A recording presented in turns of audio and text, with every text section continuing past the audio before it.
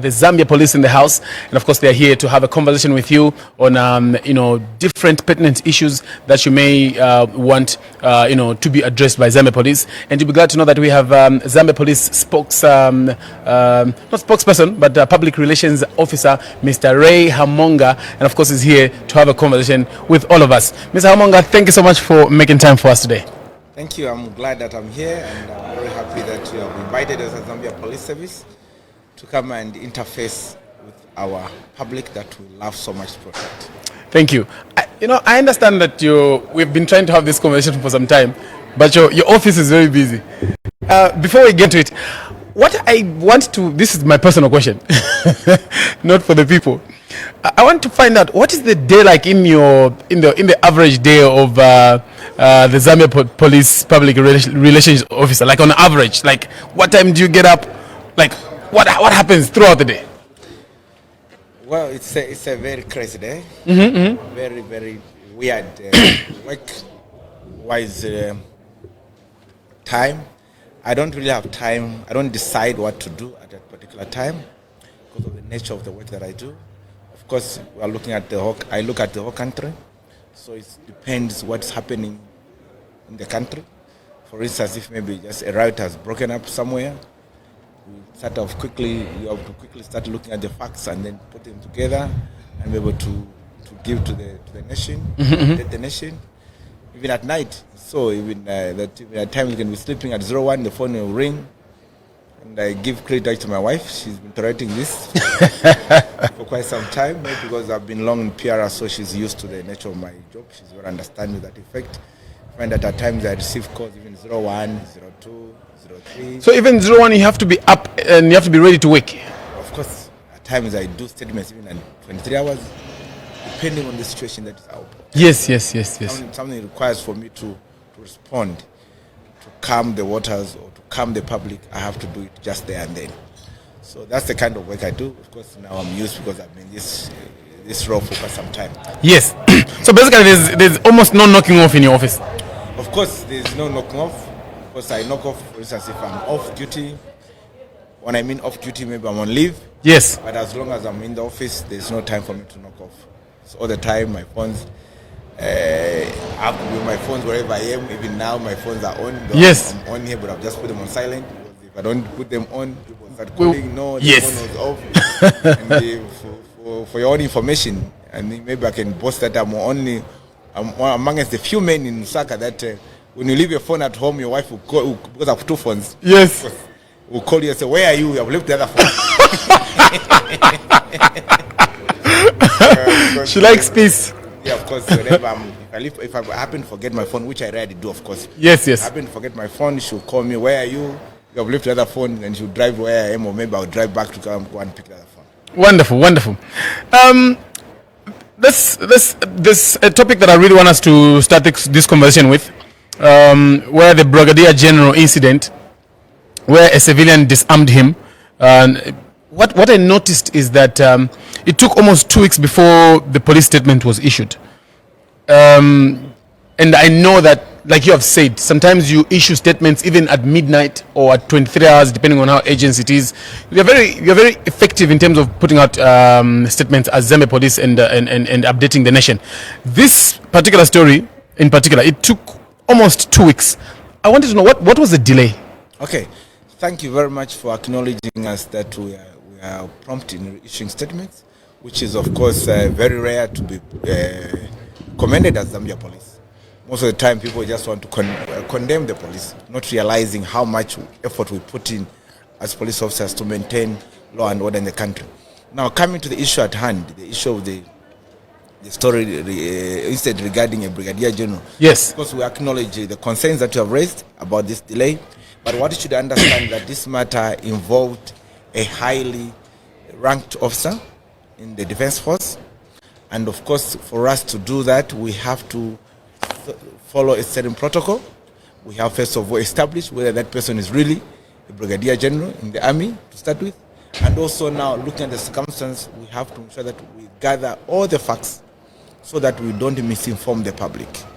Okay, so the fact that we have issued this statement, we are not when we're issuing statement, in fact, we don't rush to issue them. We have to ensure, also, first of all, that Get the facts. we prioritize accuracy Yes. as opposed to speed. I know that the media is always, most you want to be quickly issue a statement on something. We have to ensure that we get this correct and of that the machine and depends circumstances way efficient institution. Yes. Issue a statement on factual. You can't be going back. Oh, No, this is not what we said. No, of course. But of course, we at times we might be first in a situation whereby we may not have the actual facts that we want to get, so that can also delay that. But we try as much as possible to ensure that we gather the facts as much as possible, as quickly as possible, and then be able to issue the statement. Great. Let's go to Solwezi. There was also some 2-3 weeks ago. There was a police officer who allegedly shot 2 people dead before killing himself. What I wanted to find out is what measures are in place to prevent officers, whether they are on duty or off duty, from accessing firearms from the police station for personal use. Because the story is that whatever happened, this gentleman was not working. He went and got a firearm at the police at the station and went and committed the crimes. Okay, first of all, let me put it very clearly that we do not allow police officers to get a firearm for personal use. Okay, to start with, this is a very regrettable, deeply regrettable incident that occurred in Solwezi. So, as a preventive measure, for us as the Zambia Police Service, we have of course reinforced strict procedures regarding the issuing and retaining of firearms. Okay, which includes on duty rosters. We have to ensure that if someone is going to draw a firearm, we have to look at whether it's on duty roster. Okay, and also a daily accountability to ensure that all firearms are being used by officers that are on duty, and also we have also upped our games in terms of supervisory oversight. Okay, we are also strengthening screening for off-duty officers to ensure firearms, like I said earlier on, are accessed only by officers that are on operational duties. Okay, so we are looking at that. We are taking lessons from that incident and to ensure that only officers that are on duty are going to access firearms, and also we are increasing our supervision on the accountability of each day, daily basis in terms of firearms, which firearm is where and who's using it for what purpose. Did that happen after that incident in Solwezi, or it's been there for some time? Of course, it has been there, but of course, we are just trying to reinforce it. After that incident, now this is when you are reinforcing countrywide. Yes, of course, these rules have always been there, because you cannot just go to the police and draw a firearm. Like the officer who drove a firearm, of course, is a senior officer. So he came to report that he was going for a report. Okay, and the officers that were there, of course, they were junior to him, and they thought, oh, maybe he's going for an operation. They just thought. So now what we're saying now, we are reinforced strict procedures to ensure that if somebody is going to draw a firearm, regardless whether he's a senior ranked person, he must actually justify the reasons why he's drawing that fire. Okay, I hear you. My worry was that we could be in a position where just because someone is a senior officer, they could easily bulldoze their way, get the firearm and do whatever they want to do. But those enforcements that you're talking about sound good to me. Another thing also I wanted to find out, is there a structured system in Zambia Police to provide maybe like psychological support and counseling, especially to those showing signs of depression or stress that could lead to public harm? Yes, indeed. We have a structured support service. The service structure which we have is that of our human resource, human resource office, as well as the medical division. We have our medical division that look at the psychological and counseling of officers, as well as officers under the chaplain's office. So they time and again offer support to officers that are facing stress, and also refer them for clinical support. We have our mental health department and a medical wing, so that offer this. It's not at all that we want to be, but it's there that is offering our officers in terms of support, of medical support, in terms of people that are stressed and that will bring such kind of thing. And we're also expanding partnership with mental health professionals and faith-based organizations to increase access to counseling and debriefing sessions. Right now, we are working out with a lot of religious universities that are training our chaplains to just give them capacity so they're able to understand the times that we are living in.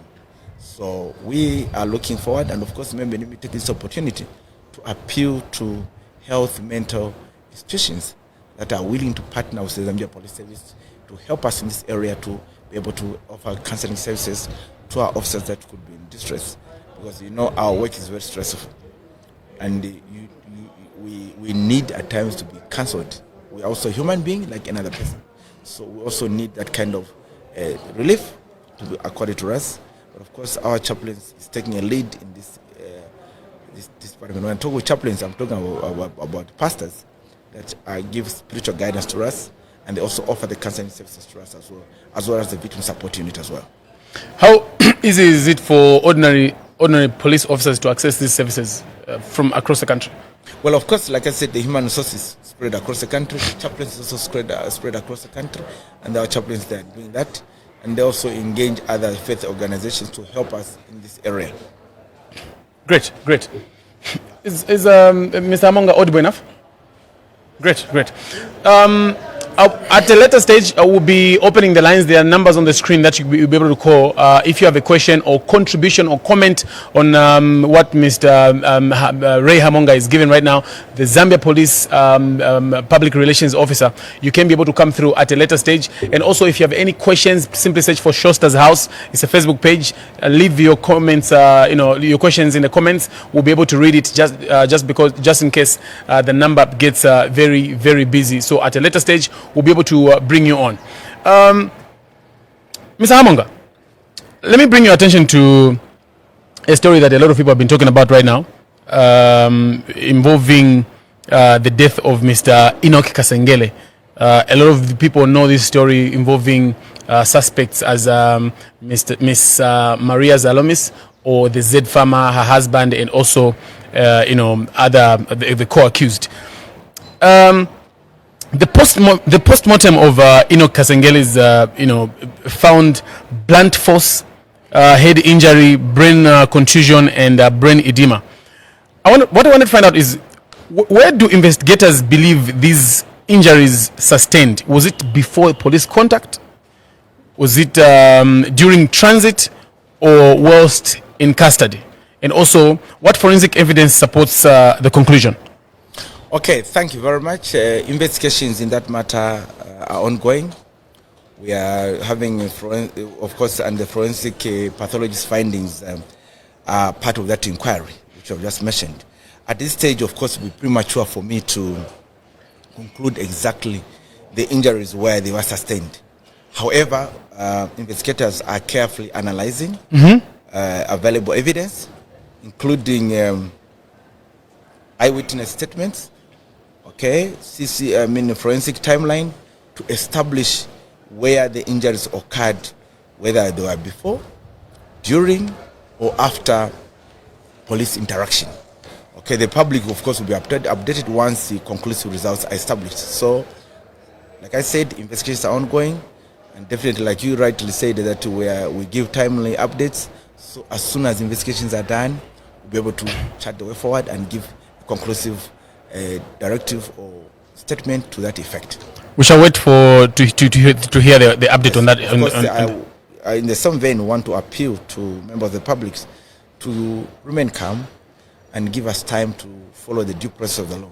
Because you see, when such a crime happens, there is a lot that has to be done.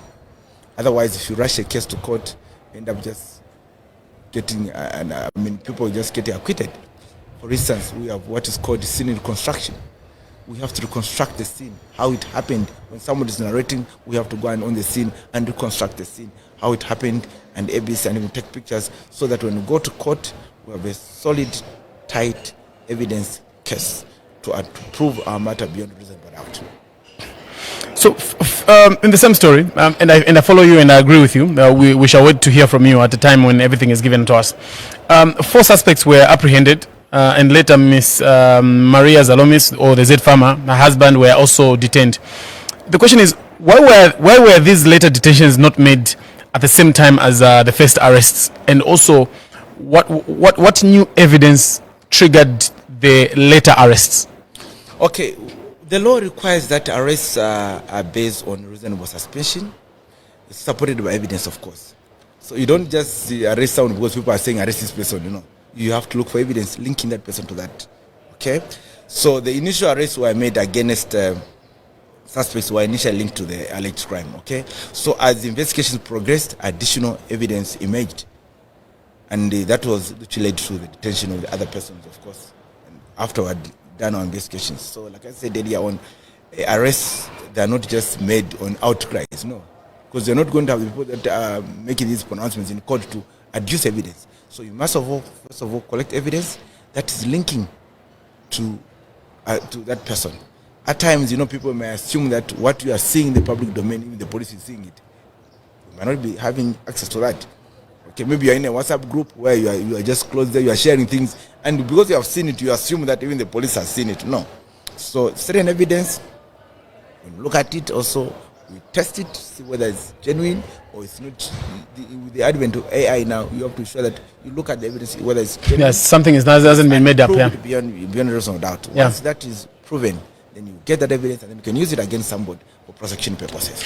So I hear you. You're saying that evidence has to come up for some people to be arrested. What particular evidence came up for those people to be arrested later on after? Well, of course, it's the evidence that's linking them to the incident.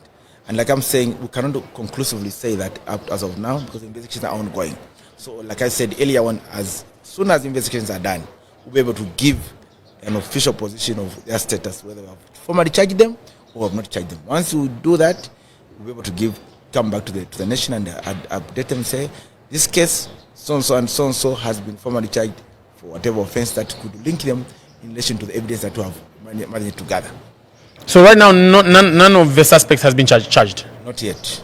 Investigations are ongoing. So as soon as we are done, we'll be able to give the statement. Like the last statement we gave, as it is. Of course, the investigations have been going on, and as soon as we're able to conclude our investigations, we'll be able to give a finality to that matter. There's another question I wanted to ask, but since the investigations are still ongoing, I'll skip it. But also, given the public outcry and allegations that the Z farmer may have political protection, I want to find out from the police point of view, what specific transparency steps will the Zambia police commit to avoid appearing biased? First of all, we are aware of those public concerns. Okay, to promote transparency, the Zambia Police Service will ensure that investigations are conducted professionally, evidence-based, and subject to prosecutorial oversight, of course, by the NPA. Okay, we update the public, of course, through the press briefings that we do, and our actions are open for judicial review. So whatever we do, we don't just do it in secrecy. We do it in the public domain. And like I said earlier on, our investigations, we look at the evidence that is available, not the outcry. Because you're not going to take a case in court because some people have been complaining. You have to look at the evidence that is linking the person that is being involved. Yeah, the evidence that is linking the person to the crime. The evidence is overwhelming, and you look at it, well, it's enough evidence to prove a case. We arrest that person, we submit the docket for perusal. You know that prosecution in this country is not done by the police. It's the NPA that does, National Prosecution Authority. So we submit the docket to NPA. If the NPA also look at it and say, well, there's overwhelming evidence for this crime that has been committed, then the case goes to court. So it's not upon the police only to decide for the matter to go to court. We do the part of investigations and arrest that person. We take the docket to NPA. NPA looks at the peruse it, they look at the case, in relation to evidence that we have gathered, whether that case can stand the test of time in court, then the case goes to court. If the NPA says or the DPP says, no, this matter there's no sufficient evidence, go back and look for evidence. If you can't find it, then there's nothing you can do about it. There are two numbers on the screen. You could give us a call right now and of course talk to Zambia Police Public Relations Officer, Mr. Ray Hamonga. If you have any contribution or any question on things that are being discussed right now, you could give us that call and of course talk to Mr. Hamonga. He'll be glad to be able to, conversate with you. Several pornographic videos involving Zambian nationals go viral almost every week. I'm not going to confess that I was watching one yesterday, but obviously, every week we see people talk about these things. What is being done to discourage people from recording themselves? Of course, we, as Zambia Police Service, are concerned with that, what is going on, and we have continued to sensitize the public on the dangers of self-recording or intimate content. Once such material is shared online, control is not is lost. Okay, so victims, of course, they suffer irreparable damage, because once that thing goes on, you suffer psychological harm and also something that you cannot retract. They say that once it's online, you can't take it back. You can't. Yeah, so our message remains: please do not record yourself. Okay, as preventive is the best precaution measure to do. Yes. So if you don't do that, then it means you are well protected. But now let me be categorical here. I know people have been time and again. I do also have time to look at the comments that people do pass. Now, some people pass these comments out of ignorance. Okay, now in our laws in this country, when it comes to pornographic materials, it says that possession, okay, is an offense. Production is an offense. Circulation is an offense. So possession. Yes. So if you have a video. So production, yes. Possession, and circulation. Exactly. All of them are offenses. Yes. So you are just as good as the person who has produced it, because it's in the way it's couched in our laws. If you have the video, you also commit the same offense as someone who's possessing it and who's also circulating it. So, quick question. I'm in a WhatsApp group with Sianene and Rea Monga and myself, and then who can I say? Somebody in the group shares that in the group. Am I also implicated? How? Of course, if you have it on your phone, yes. If you find that you are having it and you find that you have opened it, it means you are possessing it. So the best you can do yourself is, if you see such a thing, is to delete it. Delete it. Yes, because you have not intentionally wanted to have it. It has just been sent to you. But of course, the person that has sent it already circulation is facing 2 counts. No, 2. Because for him to send it, they possessed he must have possessed it. So it is going to be charged for possession as well as circulation. How long are these charges attractive? 5 years. 5 years, yes. Very serious offense. So people should not be playing around with these things. When I'm sending, they'll say, no. In the last 1 year or 2 years, has anybody gone in for circulation and possession? Well, of course, that's the thing. Like I need to take. But of course, we have taken people to court. But of course, like I said earlier on, previously it was very easy for us to follow up this case because the case were before we were prosecuting ourselves. Yes. The prosecutorial aspect of it has been now taken to NPA.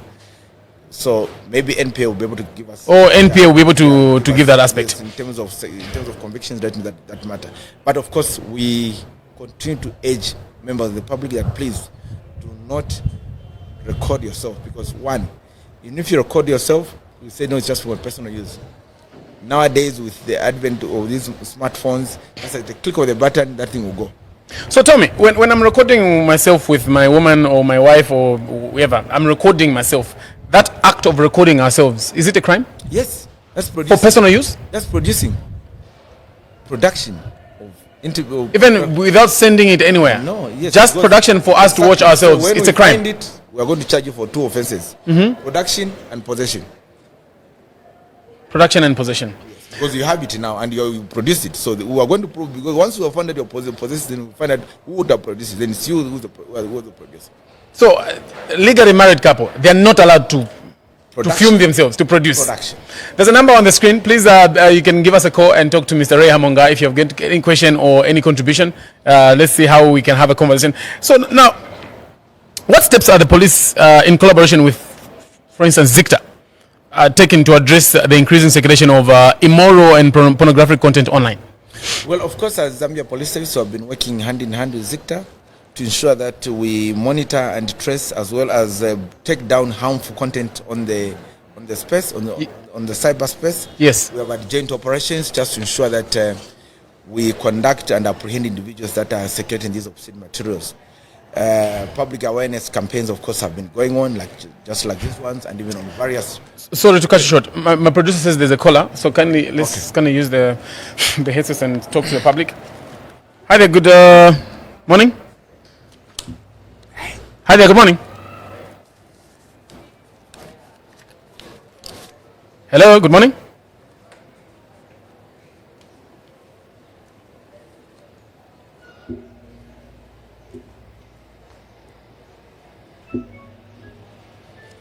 Okay.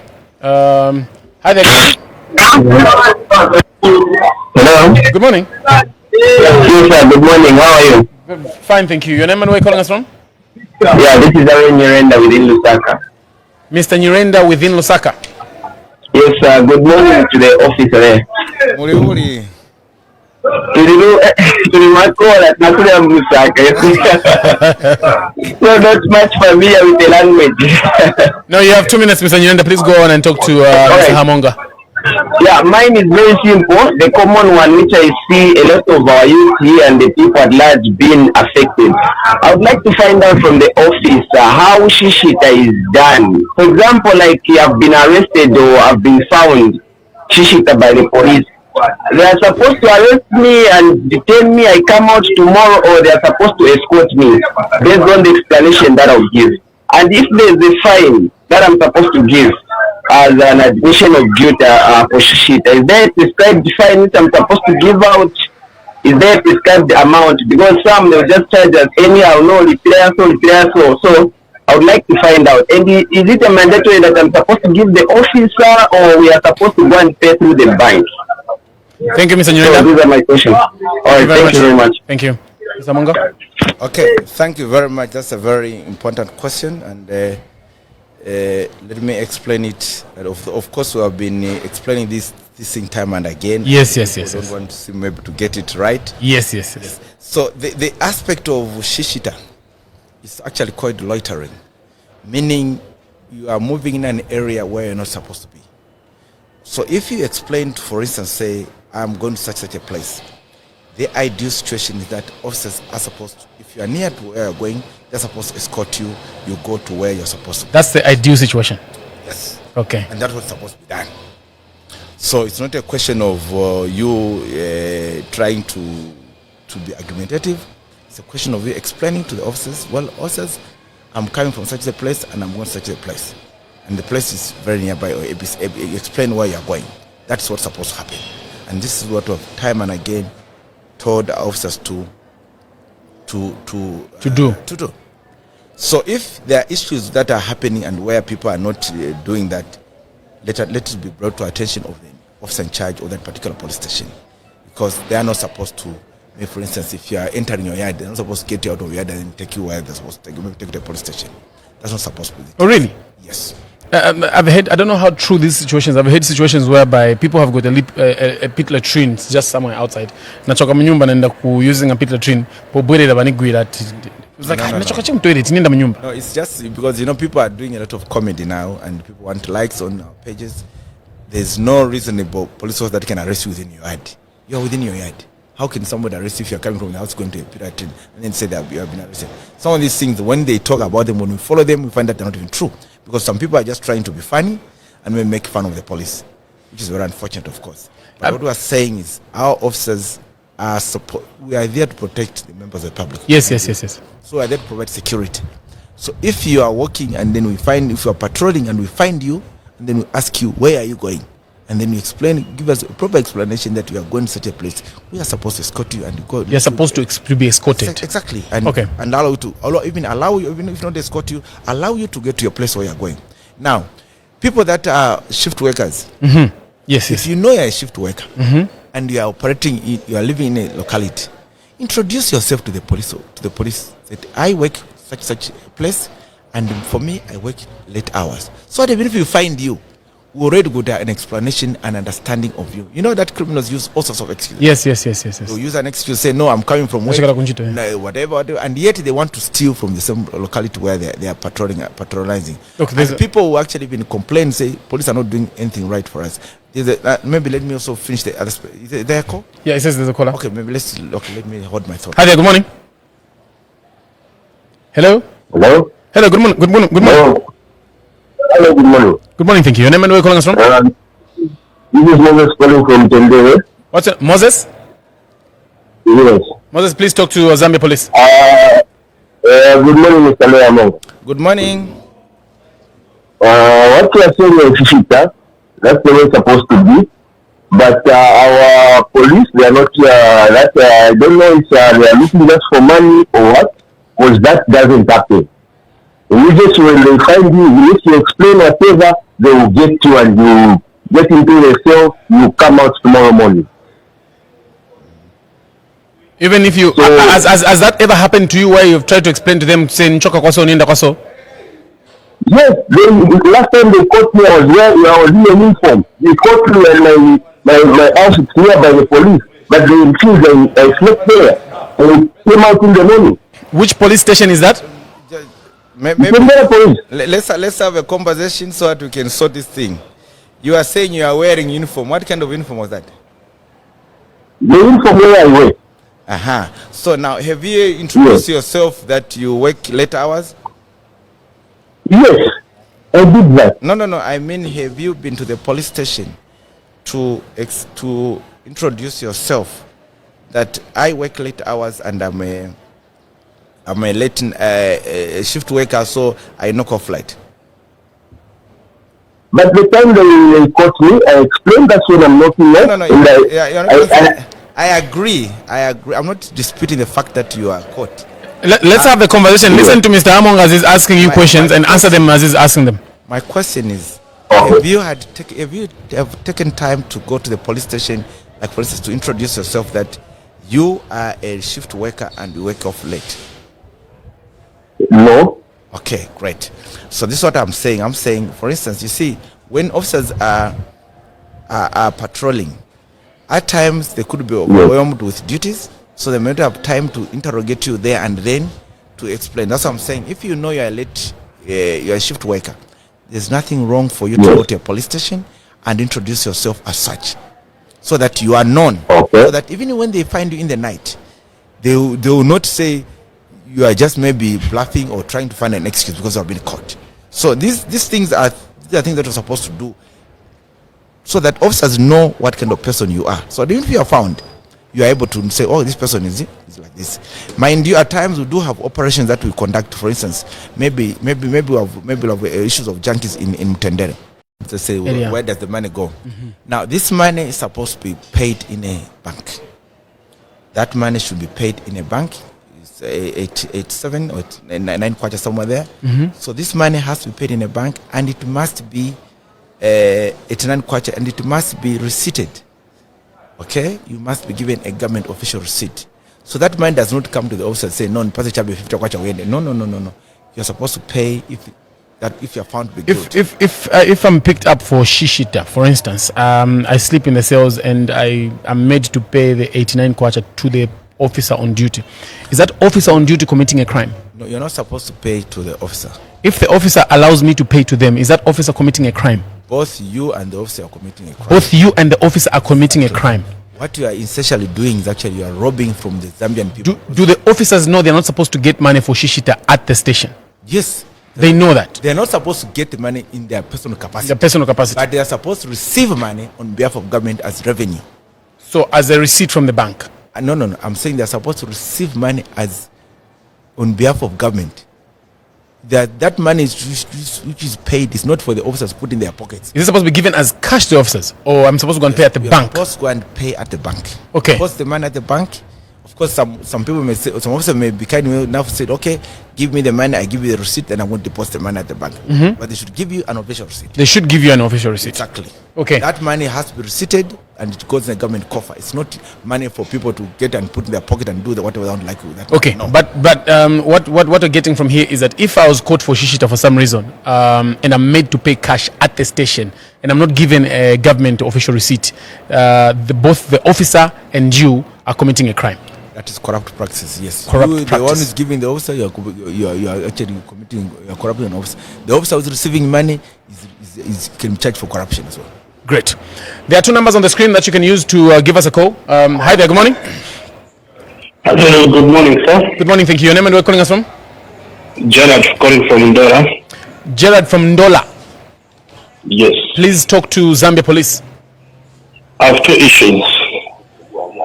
Go on. Hello? Gerard. Go on, Gerard. We're listening. Yeah. two issues. The first one is in Dara district. There is a lot of rehabilitation of roads, the rehabilitation and the upgrading of roads going on in Indora. So most of the roads are closed. There is congestion. But our traffic officers like to go in the CBD of town to make roadblocks, especially during the peak hour. So please, I think at one time you even saw a provincial minister intervened. So it's like the only crime which is in Zambia is traffic offences, because there are so many traffic officers in the town. Sometimes minimum I'm always stopped by not less than the 3 police officers three times in a day, not less than 3 times. But does it mean there are no other offences where you can take these police officers? Is it also true that the traffic section is so lucrative such that all the officers want to be taken there to the traffic offense, to the traffic section? Thirdly, why don't you transfer some of these those who have stayed long in the traffic section? They also go and save in other sections. Is it also true that the money that they receive, they share with their bosses? That's why they are so ruthless when they are on the street. Because there are certain offenses where you can just chat and they let the person go. But they are so ruthless and negotiable. No wonder maybe that word which is in the street that constable Takwatamano. Maybe it's true, because it's rare that you can negotiate with a constable. Those are my concerns. Because this concern was even on the social media when the minister actually intervened, because it is too much in Ndola. It's too much. Thank you. Thank you, sir, for coming through. There's a page called Shosta's House on Facebook. Please go to that page and give us a comment. We'll be able to read out the comments as we go. Please, you can take it up. Okay, thank you, Mr. Gerard from Dola, for your feedback. And that's what we like to hear from members of the public, so that we can respond appropriately or even put up measures that to correct the situation. Now, you have rightly put it that Ndola is under rehabilitation, and now that calls for patience among us drivers. Now, because there is a lot of congestion, doesn't mean you have to now start driving in the opposite lane. Because if you're going to drive in the opposite lane, then it means you're calling for problems, and then, of course, you can be arrested and charged you for dangerous driving. You're not supposed to drive in the opposite lane. So you need to really remain patient and drive in a normal way so that you don't have accidents. Now, traffic officers going in the CBD. Now, let me make it very clear here. Jack, you should understand that traffic officers are trained to work on the road. There's no other place where you're going to see traffic officers working from. That is their office. What makes us to go on the road as traffic officers is the fact that we look at the accidents that we're having. Look at the deaths that we have in our country.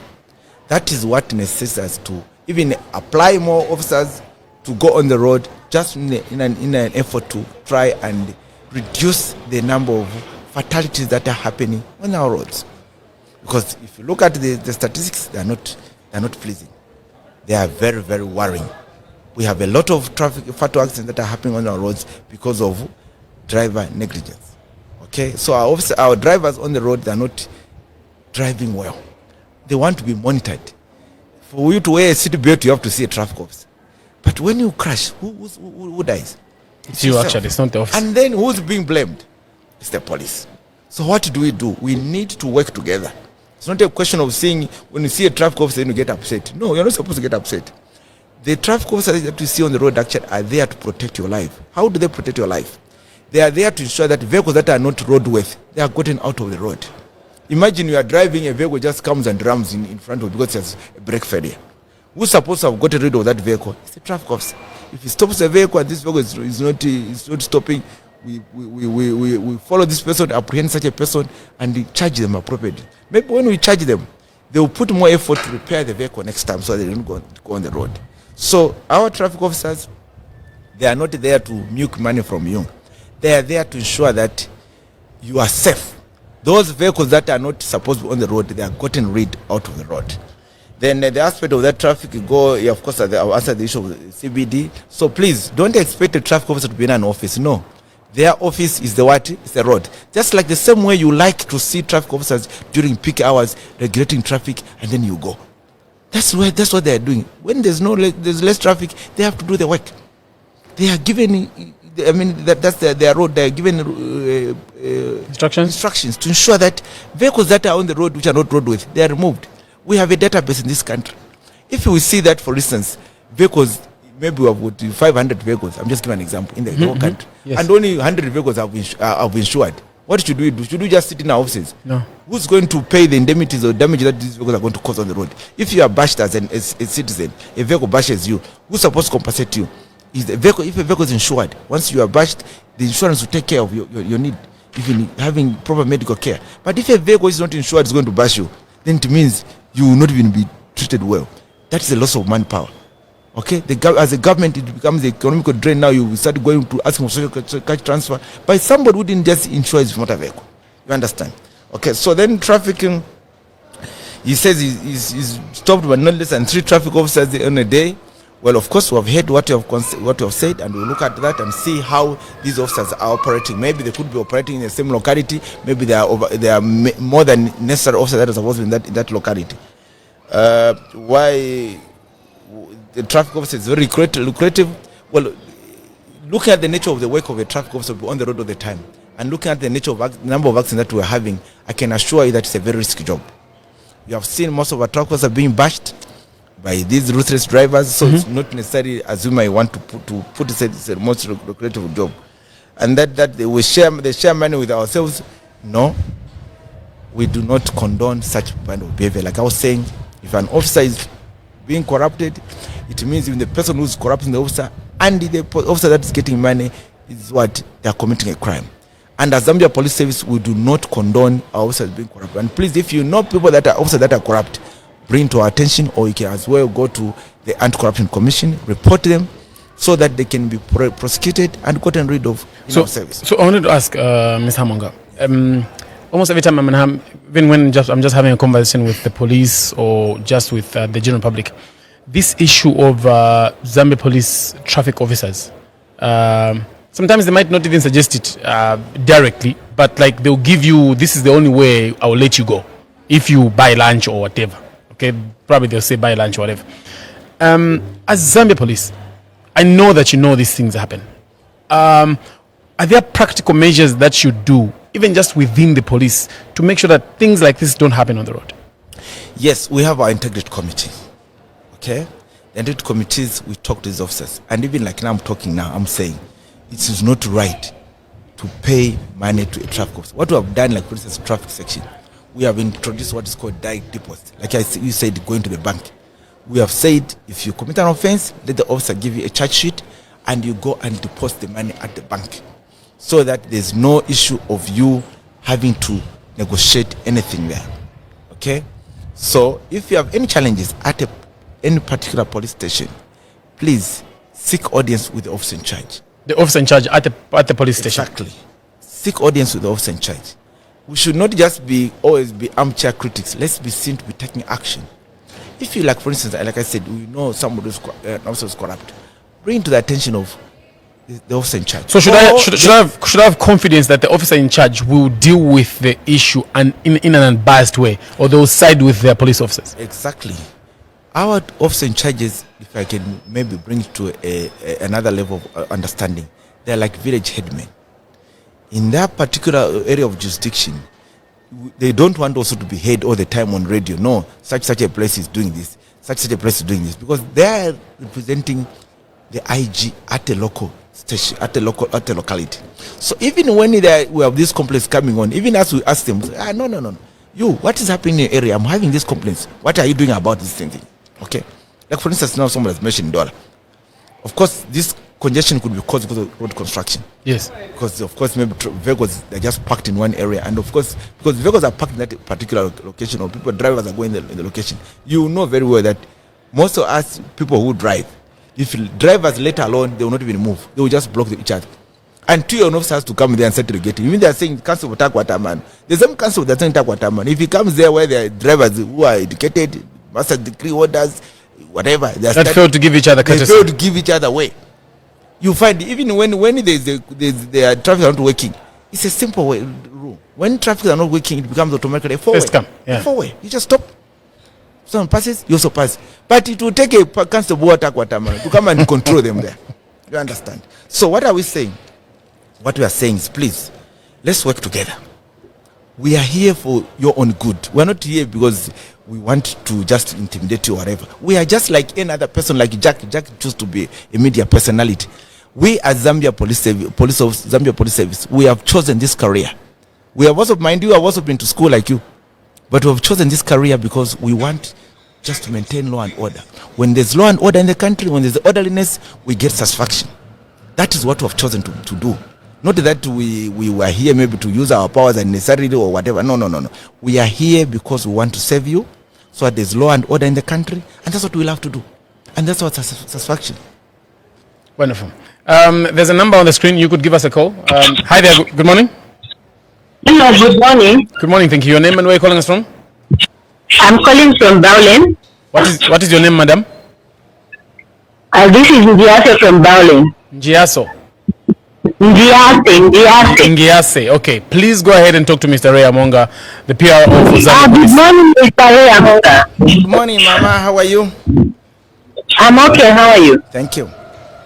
Sir, like here in Bowling, like most of the time when we like take cases there at Bowling Police, especially these cases of junkies, when we take cases there, they always complain to say we cannot follow you maybe to the same place where the crime is happening because we don't have manpower.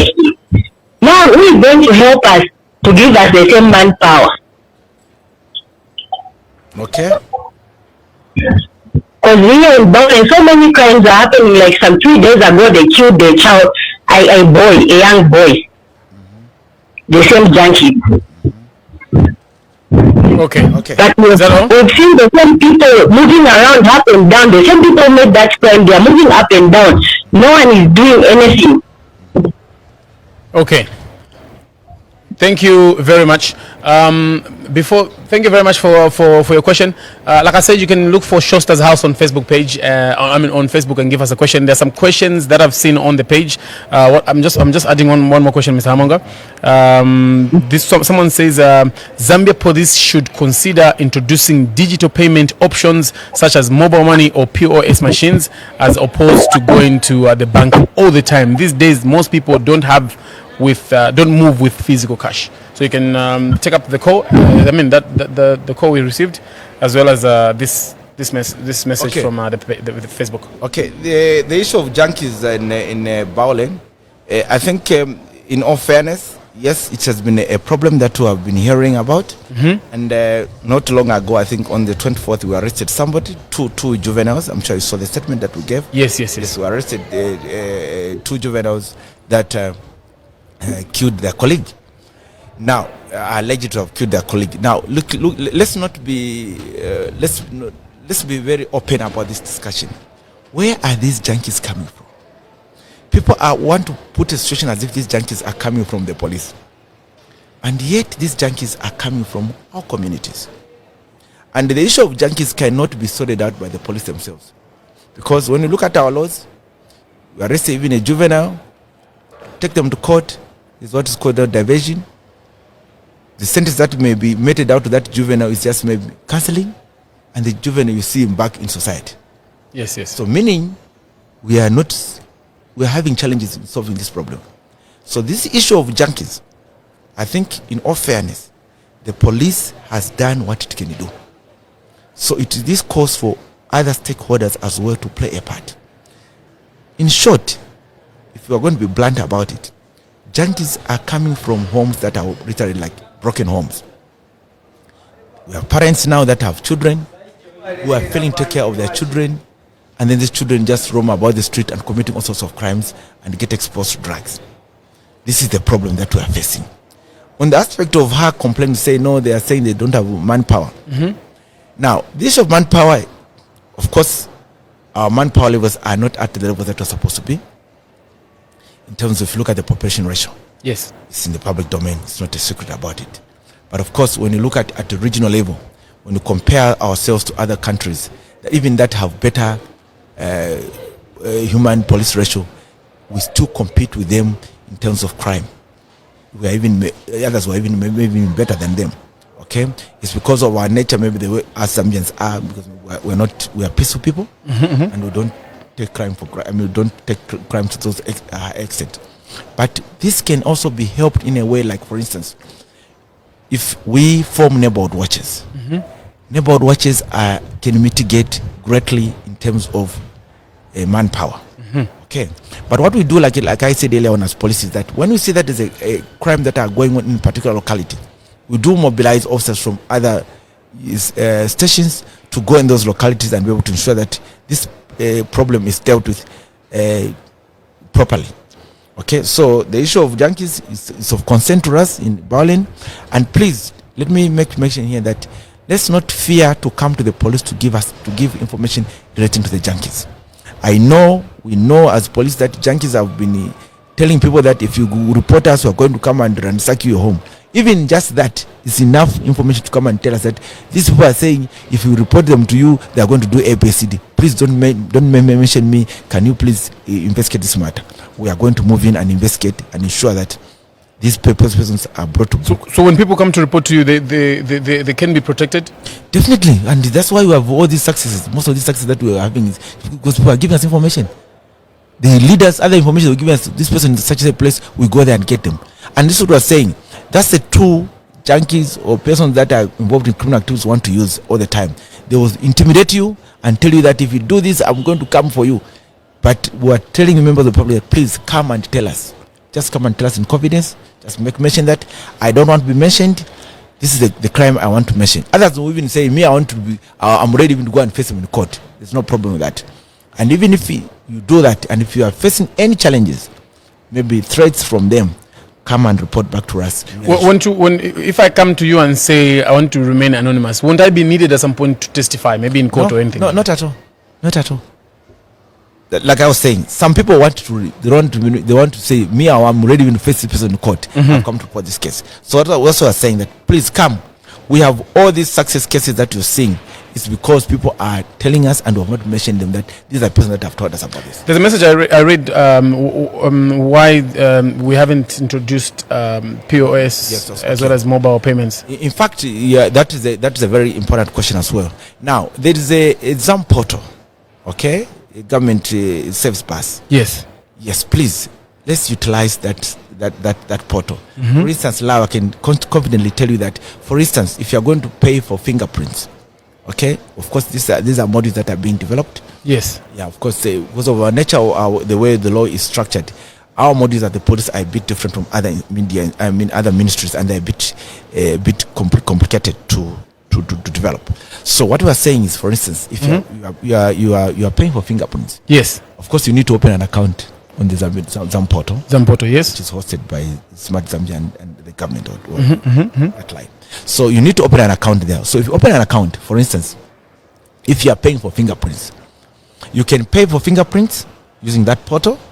Once you pay there, it will generate a receipt, of course. Then you print that receipt, you go to a police station, have your fingerprints lifted, and bring the physical copy at our either leave it at the police station or bring to police headquarters.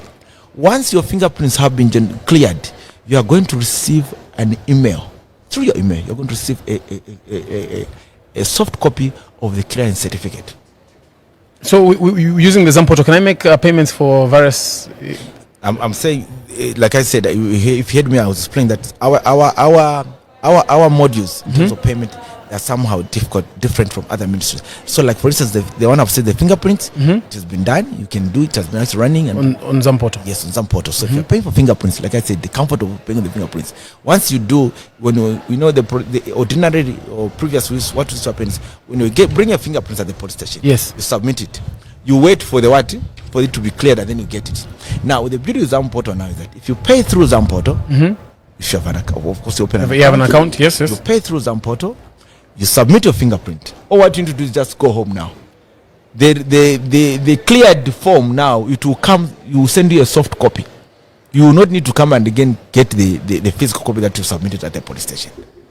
Of course, for us to now, let me also explain here, because people say now, but why can't I just send a scanned copy?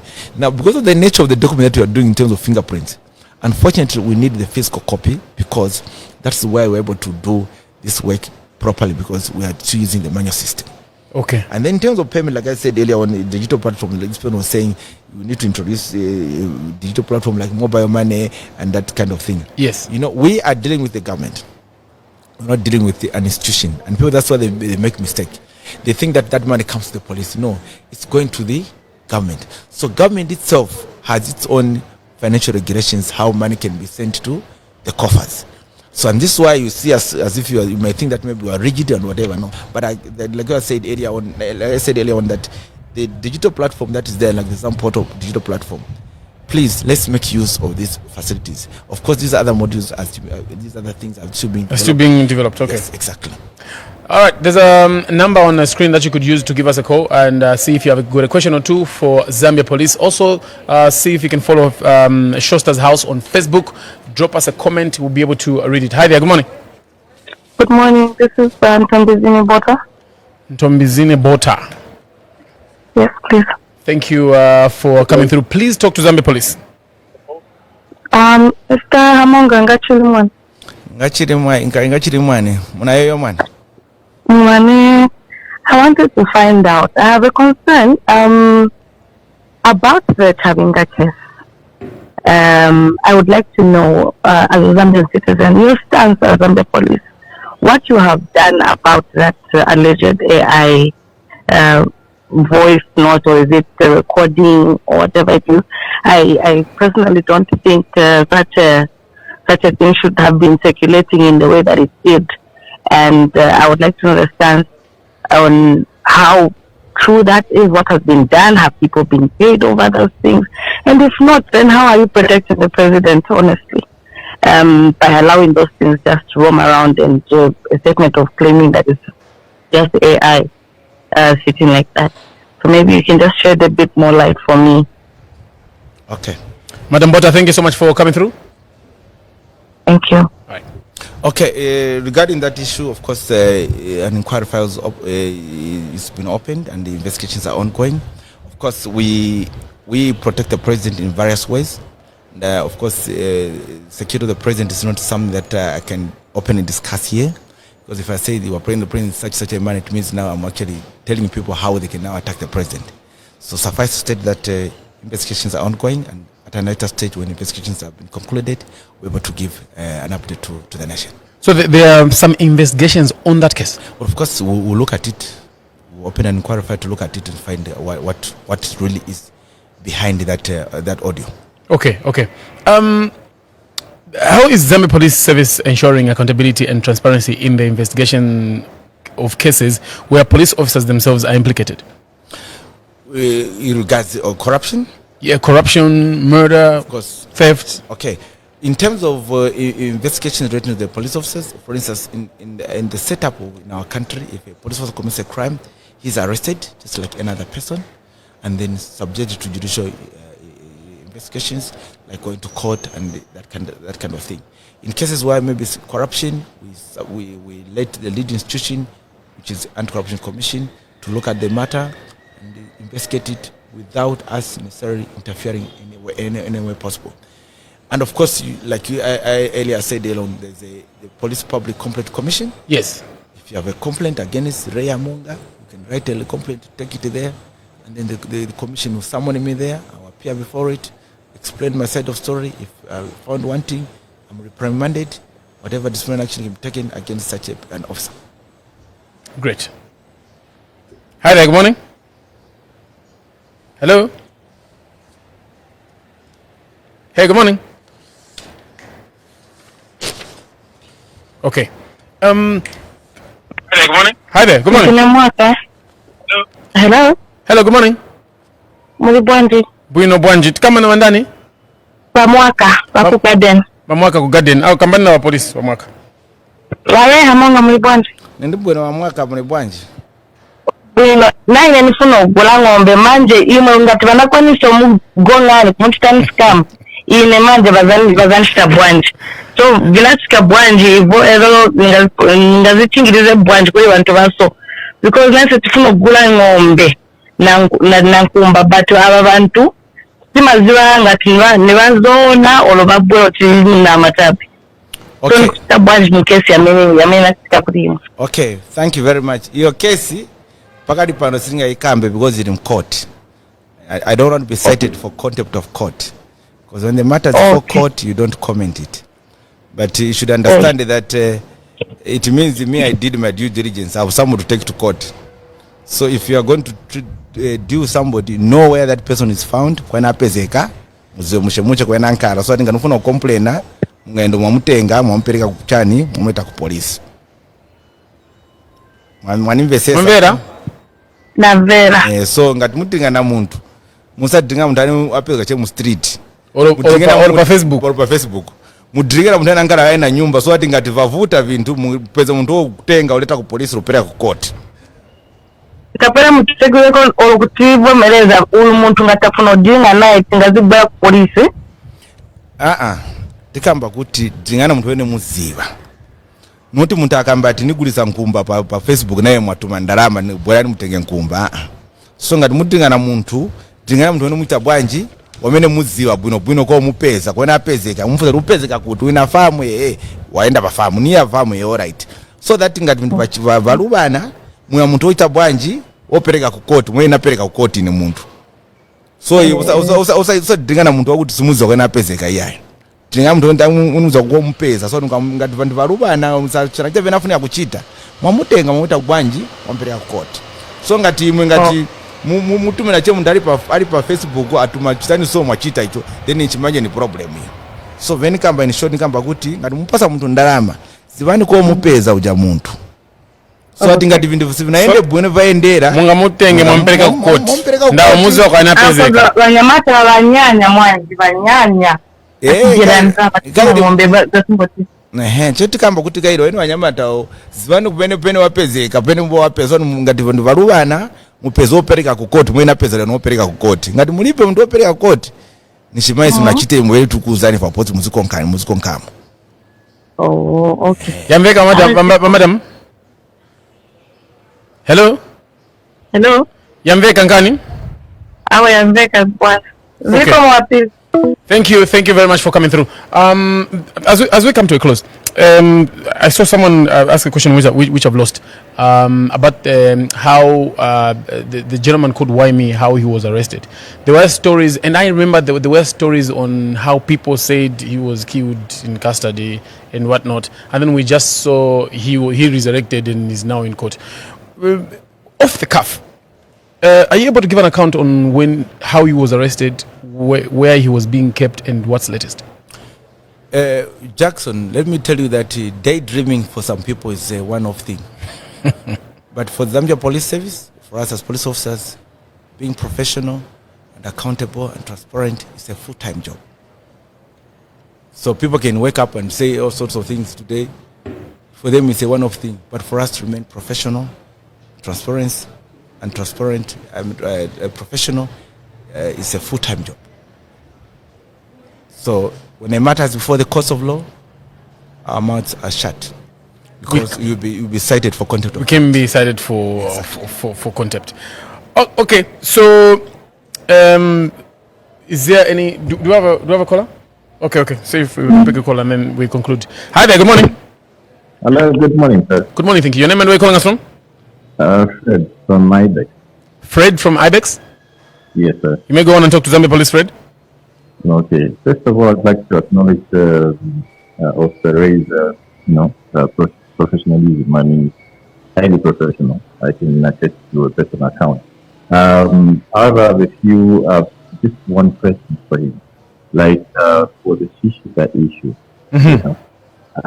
these police stations that we have, we know, I mean, just like you know, that less than 10% of the money we collect actually going to government coffers. Very few people will tell you that. He knows that less than 10% of the money collected, that's what goes into government coffers? Which station? Yeah, because very few people pay into government coffers. That money is always collected by the officers. So, like, we have a record, my question is, do we have a record, for instance, if I were to say Chama police station, do we have a record up to the third quarter of how much in Shishita revenue was collected from that state? Have you gotten the question? Yes, I think it's talking about the revenue that's been collected. Now, the revenue that's collected, yes, we have it. Let me just. Are you done asking the question, or you would like to stay on the line as he responds? Oh, he's cut the line. Okay, he's gone. You may go on.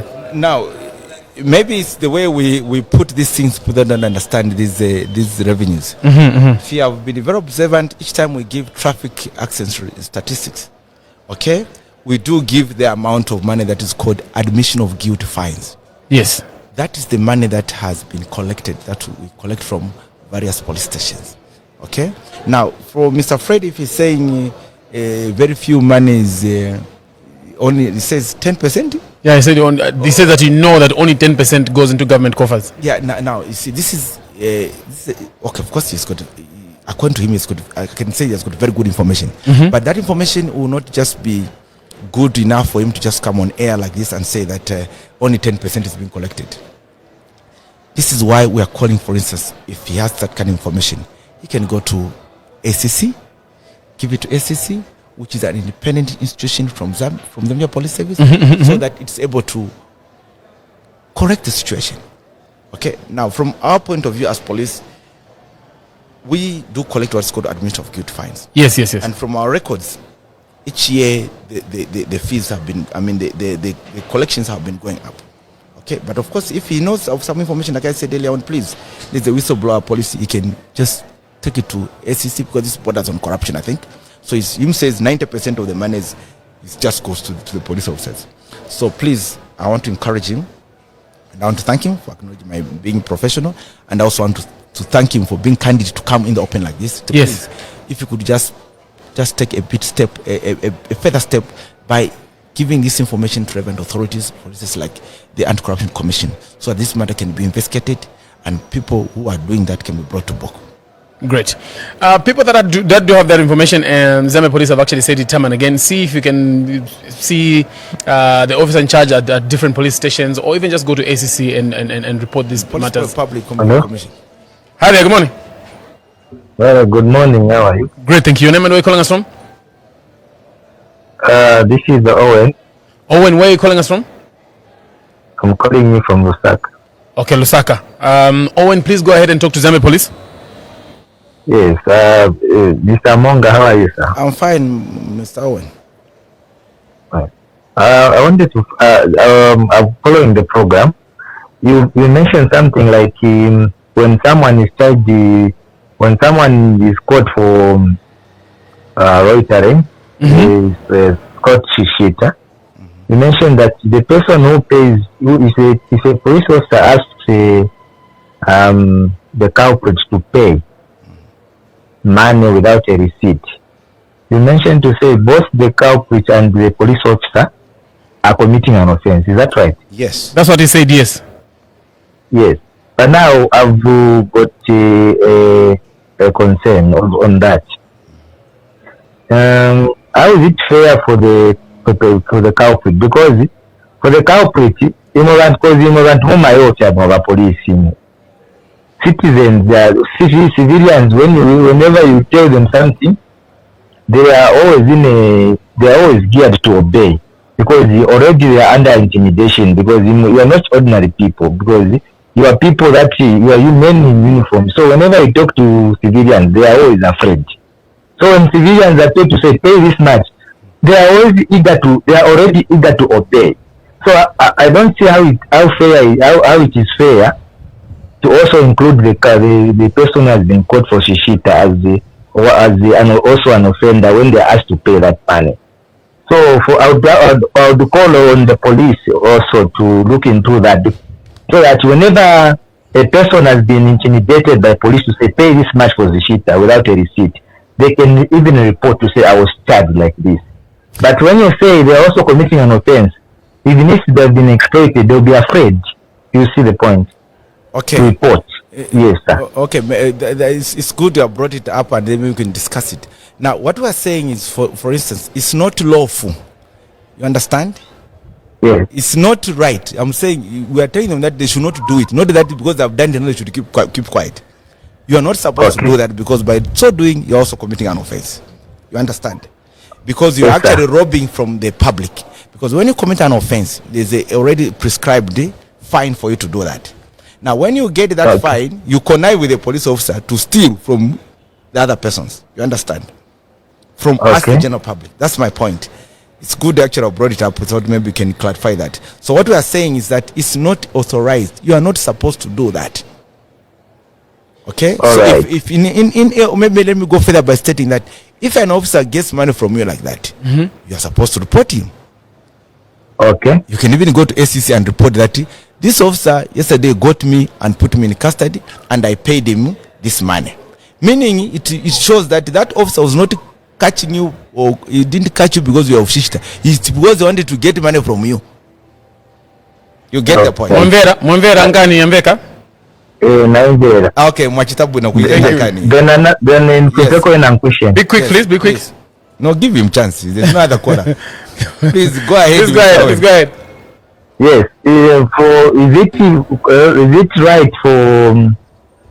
Is it within the jurisdiction of the police to arrest someone for Congole?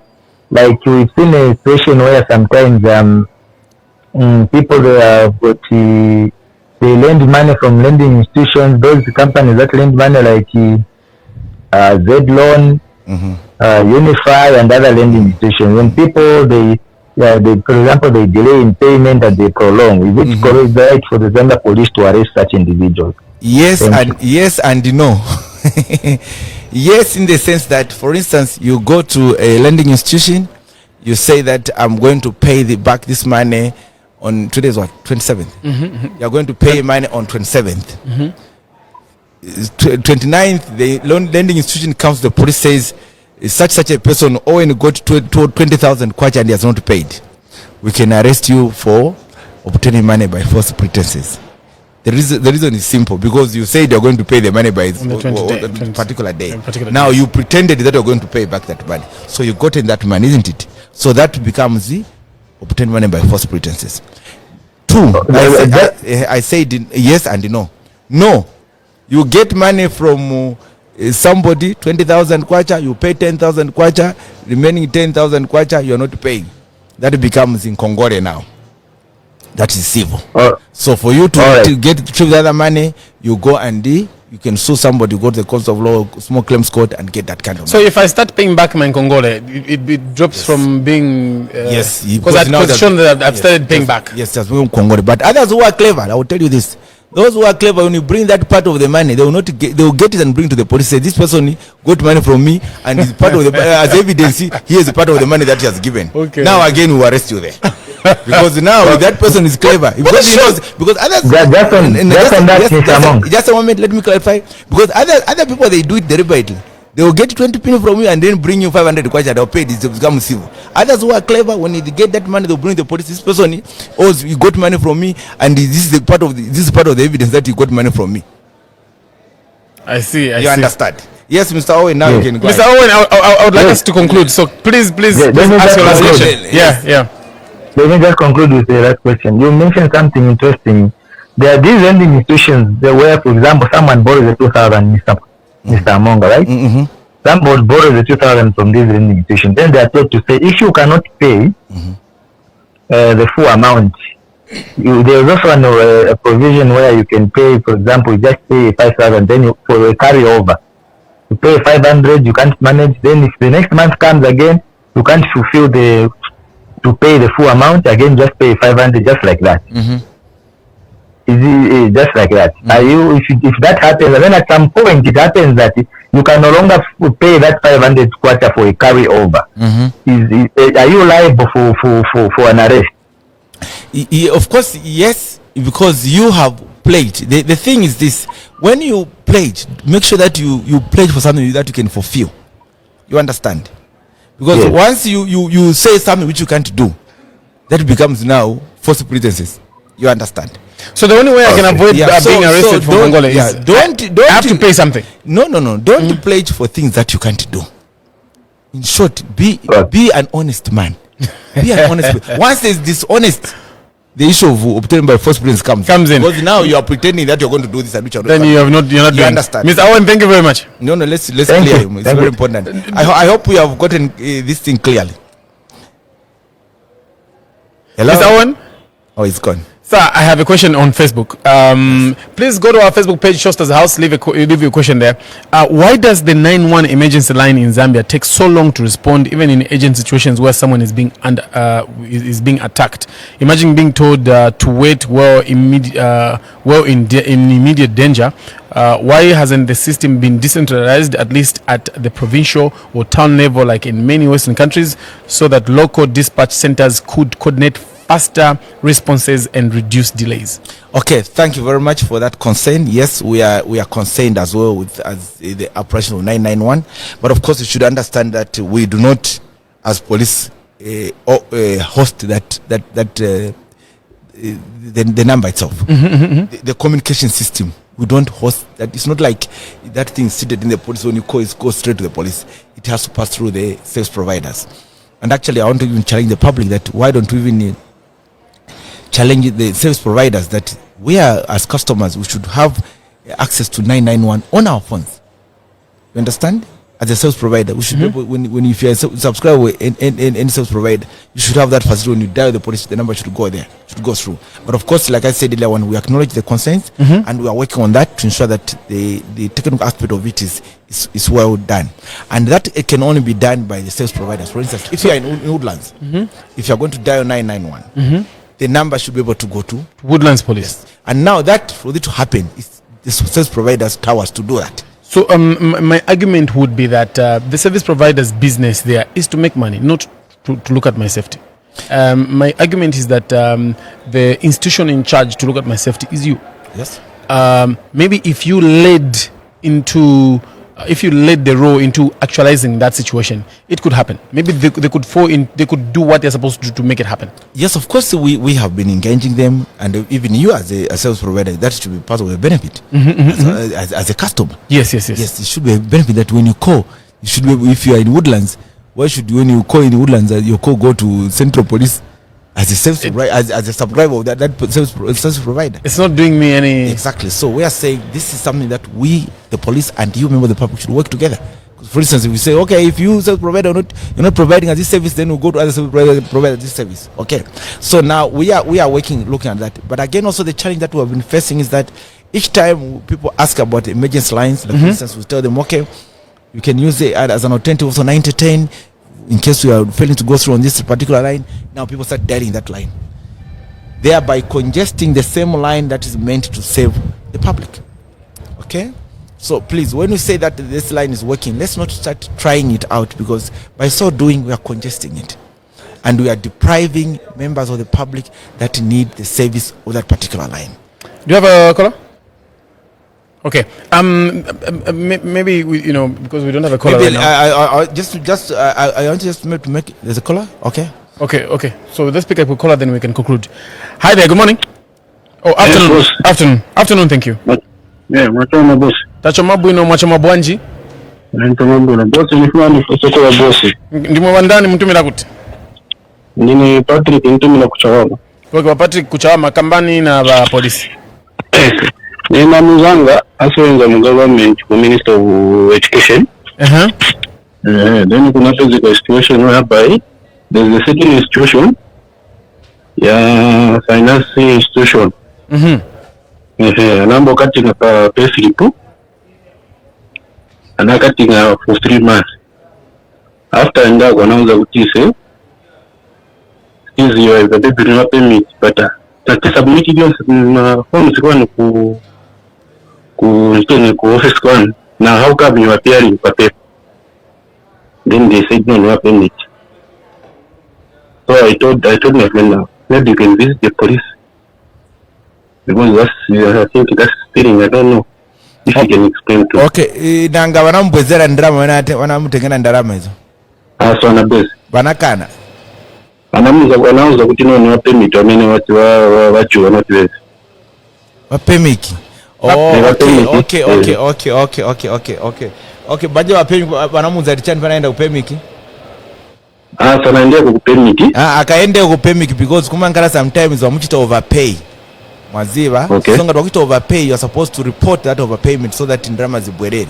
For instance, we know, like for instance, maybe unkara munyumba ya government, then utenga allowance, wankara jabe. Bakazi wapemi kututenga ndrama zi 1000 ngazi unkara munyumba ya government, wazambo kujua. Sometimes we will not even be getting anything. Uzambo unkara mu negative. So aende kupemiki akachecking why bakita deduct because it's a government institution. So why wamujua either member anatenga ndrama somewhere or member anatenga impress amesa na retire. So wamujua kutu ite recover ndrama za bomba zicha. I need to discover that the employee, is it in the employee number? Is it the IT? I don't know. It's showing that the person that is using that name works for ZNS. Okay, your issue is not a criminal matter. I think I end up Pemik, they will be able to resolve it there. Yeah, let them go. Pemik kwa mene kuja kwa mena Pemik because of Pemik do input my deductions or whatever, my inputs. So I can Pemik kwa lamu to explain mushe kuti so as I open jaba ende angenda pesa yake yonse atatu akawapelekele mapesa yanga nani mwena lili aya ipesa pinangu simunzo nijo but mwanamba unijo so zamuza to explain mushe kuti mandani over human resource can explain to that, but Pemik been a better person to explain mushe issue yake. Okay, boss. Let's go. Thank you very much. You wanted to clarify on something? I've lost my. You've lost your thought. Okay. Oh yeah, yes. I've remembered. It was about the issue. I was talking about the issues of revenue. Yes. That's been collected by traffic. Like I was saying that, like for instance, last year in this second quarter we collected 15,957,240 kwacha. This year, the same period, we've collected 152,450 kwacha. Meaning we have increased our revenue from last year of 2,195,000 kwacha, 210 kwacha. So please, which periods are these again? That's second quarter. Second quarter. Just second quarter, yes. So you can imagine if Mr. Fred is saying that it's only 10%, so we can have a lot of money being collected. Yes. So we are losing a lot of revenues. Please, so Mr. Fred, please assist us. If you're saying that this is just 10% of what's supposed to be collected, which you are collecting, and 90% just goes in the drain. So please be a good citizen, my brother. Assist us in this area. Report to SCC so that SCC can move in and be able to assist us. I'm sure with this kind of revenue, if it's going to be 100%, if it's 10%, then it means we have enough money for the government to even tower roads, buy medicine in the hospital, and do a lot. I also saw an allegation yesterday that I think they said 90%. I'm not sure. I think they said a lot of buses in the CBD are owned by some police traffic officers, so they are not law abiding. The allegation said that those drivers are drunk half the time, and also the roadworthiness is not up to par, but they are not policed because the owners are the people that are supposed to be policing, but they are not because they're just making money. Has that information reached you? No, I've not. I'm getting it from you now, but of course we'll make a follow-up because that is very simple. We just go to RATSA and check out the number, the names of persons that are owning those buses, and be able to follow it up and see whether what they're saying is true. But the truth of the matter, truth be told, we have less infrastructure in terms of our buses. The infrastructure that is supposed to host this, if you look at the number of buses that we have now and the infrastructure that we have, the bus can literally fill those infrastructure and not even able, and others even spill over. And that's a fact. And that's why we are grappling with in terms of policing these buses, because the buses are just too many compared to the number of infrastructure that is supposed to be hosting them. And that is a fact. Okay, and of course you know the genesis of how these buses were brought in the country. If you are old enough during the MMD when the UBZ went under, there was that policy where people were allowed to buy buses and bring it in the country. So people have carried on that business. And because of that, the infrastructure that we have actually is not enough to host all these buses. So that's what the problem is. So if you are thinking of buying a minibus, think twice. Because already the market is almost saturated. Wonderful. Anything you'd like to say in conclusion to the Zambian people? Yes, of course. We are very, very grateful for you to have hosted us here. We are grateful for the partnership to be to be our partner in the fight against crime. We want to just make mention to the public. Our message is very simple. We are your police, and together we can build a safer Zambia. So let's work together to ensure that our country is safe. The police is there to ensure that there's safety, nothing else. Don't listen to rhetorics that are going on. No, the police, they are corrupt. The police are doing what? Yes, we may have bad eggs amongst ourselves, but our aim is to make sure that this country is safe. And yourself, you're also safe from criminal elements. Thank you. Mr. Hamonga, I'd like to thank you so much for your time and the interaction with the public. And as always, we appreciate your swift response. Thank you very much. I'm a servant of the people. I need to do my part whilst God still gives me life, so that at least I can leave a legacy in this country that I worked for Zambia. Amen. Amen. Amen. Amen. We've been having a conversation with Zambia Police Public Relations Officer, Mr. Ray Hamonga. I hope and sincerely hope that some of your questions have been addressed. You could go to our comments and still leave your comments there. And of course, some, I'm pretty much sure they'll be able to take them up. And of course, we appreciate everybody who's been watching, everybody who made time to call, everybody who made time to send that message. Until next time, this has been Jackson Piri.